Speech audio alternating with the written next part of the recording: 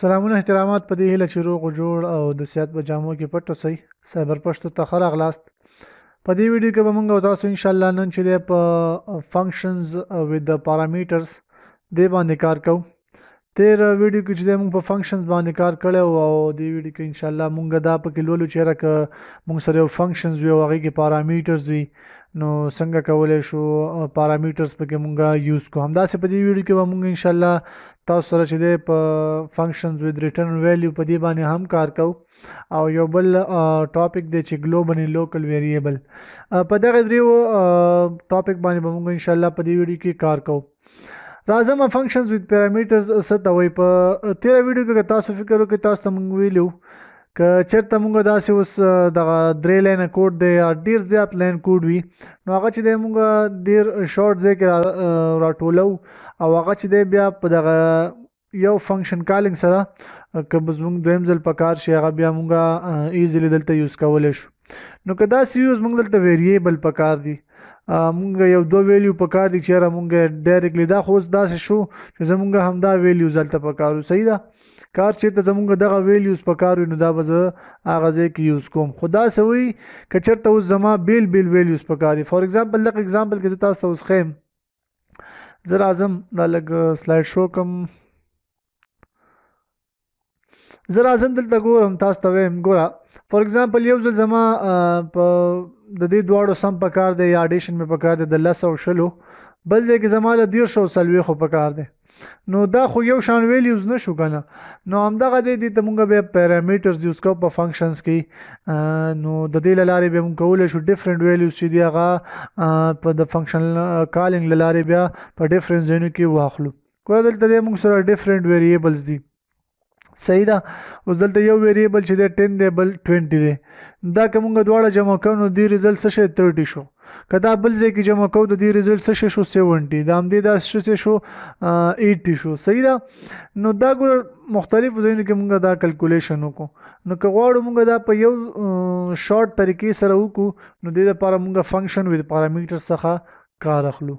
څنګه کوو موږ پکې دوه پارامترز دلته چې دی هغه ډیکلیر کوو چې کله موږ پکې دوه پارامترز ګوره دلته راځم زه ورته وایم د فنکشن اخلم فنکشن نیم ور دلته یوز کوم.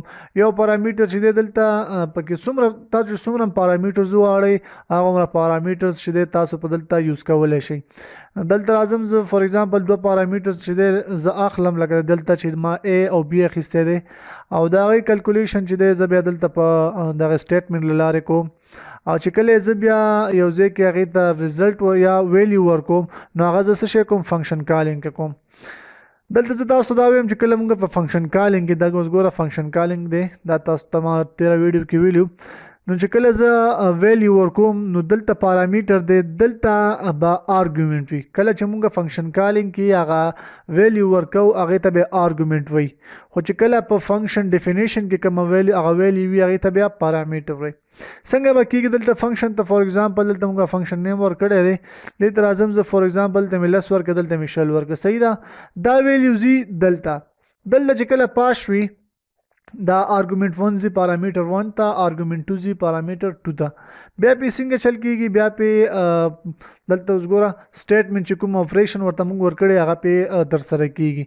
نو دا د فنکشنز with parameters کار دی. راځو موږ پریکټیکلی کوو. پریکټیکلی زه تاسو ته ښیم.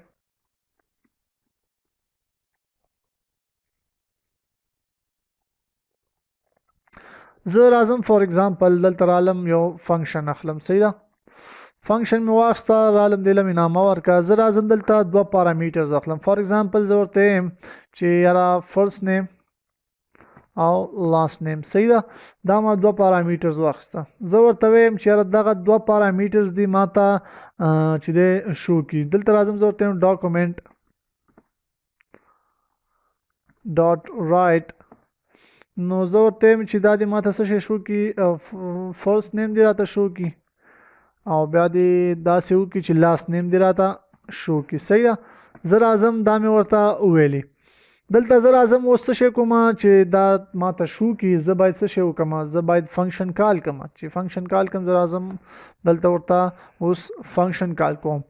نو دلته ورته ما اوس ویلیوز نه دي ورکړي. نو چې زه اوس ویلیوز ورکوم څنګه به ورکوم؟ دلته به د فنکشن کالینګ کې دې ته اوس ویلیوز ورکوم. ګوره دلته چې زه کله فنکشن کال کوم ما ته وایي چې فرست نیم دپاره ته یو ویلیو ورکړه. ته هر یو څه ورکولی شي. اني نه مطلب دا دی چې ته هر یو ډیټا ټایپ یوز کولی شي. ته مطلب نمبر یوز کولی شي، ایرې، سټرینګ، هر څه ته یوز کولی شي. همداسې لاست نیم کې هم ته دا یوز کولی شي. زه راځم ورته دلته وایم چې فار ایگزامپل فرست ویلیو کې چې دی یا به داسې سایبر او دا بله ویلیو چې تا ته ما درکړې هغې ته څه شی وکړه؟ ورکړه چې سایبر پشتو. صحیح ده، دا ورته ما ورکړو. زه راځم سیف باندې کلیک کوم. ګوره سایبر پشتو. دلته راځم، دلته لږ سپیس باید زه ورسره ورکړم. زه کنکټینیشن کوم. دلته زه راځم ورته لیکم سپیس. صحیح ده، پلس دغه سپیس ورسره ما ورکړو. دا تاسو ته ما تېره ویډیو کې ویلو کنکټینیشن. صحیح ده. نو تاسو وکړو سایبر پشتو. نو دا اوس ما څه شی وکړو؟ پارامیټرز یوز کړه. خو زه دلته تاسو ته اوس دا ووایم تاسو کولی شئ دا دلته اوس ګوره هر یو ډیټا ټایپ چې تاسو ما ویلي چې هر یو ډیټا ټایپ تاسو یوز کولی شئ. ګوره 10 دلته لیکم، دلته 20 لیکم. صحیح ده. نو که زه دا ولیکم نو دا به ماته څنګه شو کوي؟ ګوره 20 and 10 دا ماته شو که. خو ګوره زه تاسو ته وایم تاسو کولی شئ د دې کلکولیشن هم وکړئ. فار ایگزامپل دا د ما سره څه شي پلس شي، فرست او سیکنډ نیم دی، اوس شي د دې کلکولیشن اډیشن دی وشي. چې زه راځم اوس ګوره تاسو کتلی شئ 30 د دې ماته اډیشن راکړو. تاسو هر یو اپریشن دلته ترسره کولی شئ. دلته یو مین پوینټ زه تاسو دا ووایم چې دغه ډاکومنټ ډاټ رایټ چې دی دا تاسو دلته نشئ چلولی. دا ځکه نشئ چلولی چې دلته به بیا مونږ څه شي نه کار اخلو. دلته به بیا که تاسو دا وچلوئ چې دلته ورته ولیکئ چې یاره ډاکومنټ ډاټ رایټ او په دې کې بیا څه شی وکئ؟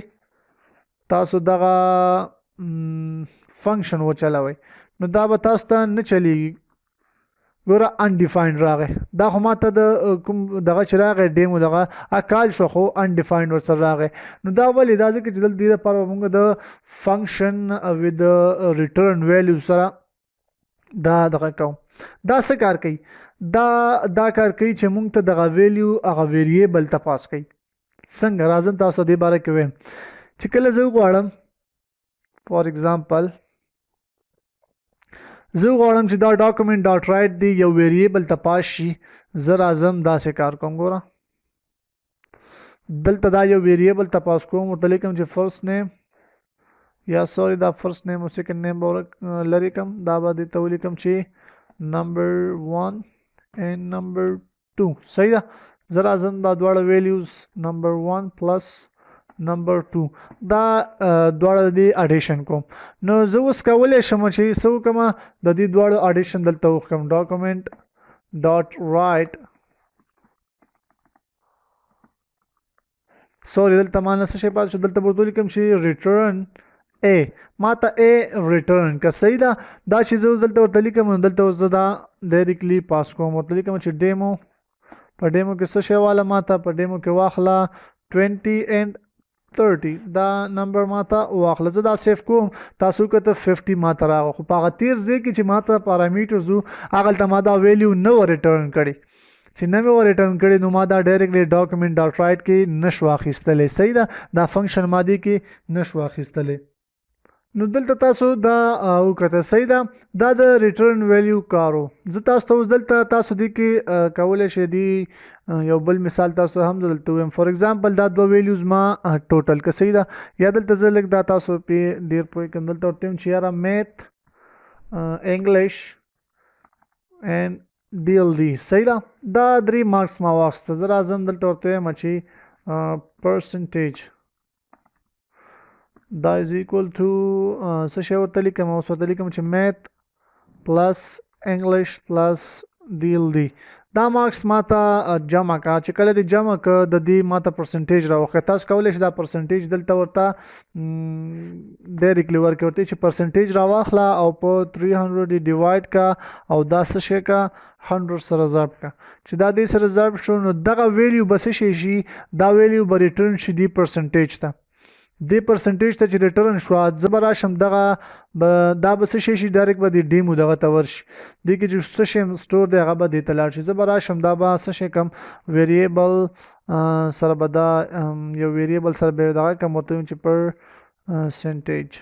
پرسنټ دا از ایکول ټو ډیمو دې کې به زه اوس څه وکړم دې کې به اوس ورکړم 89 90 and 95 دا مارکس ما اوس ورکړه صحیح ده دا مې چې ورکړه زه راځم اوس همدغه ډاکومنټ رایټ کې دا شو کوم ډاکومنټ ډاټ رایټ او څه شی دی دغه پرسنټ پکې شو کوم چې دا زه اوس شو کوم دې سره به زه لږ مارکس دغه هم ورکړم سوري پرسنټیج دغه چې دا لږ ریلسټک ښکاره شي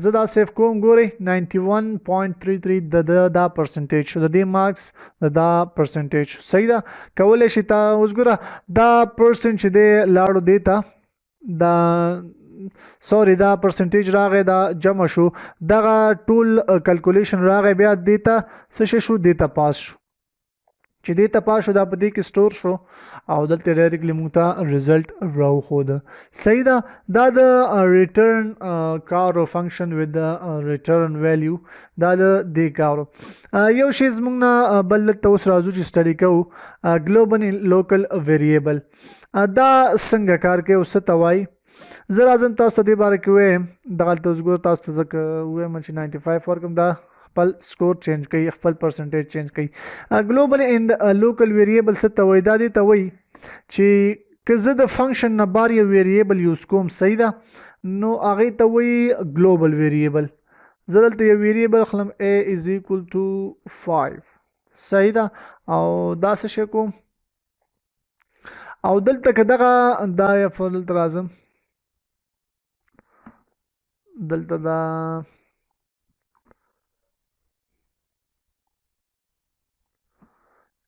ای زه شو کوم صحیح ده ګوره ای ما شو کو زه دلته یو بریک هم لګوم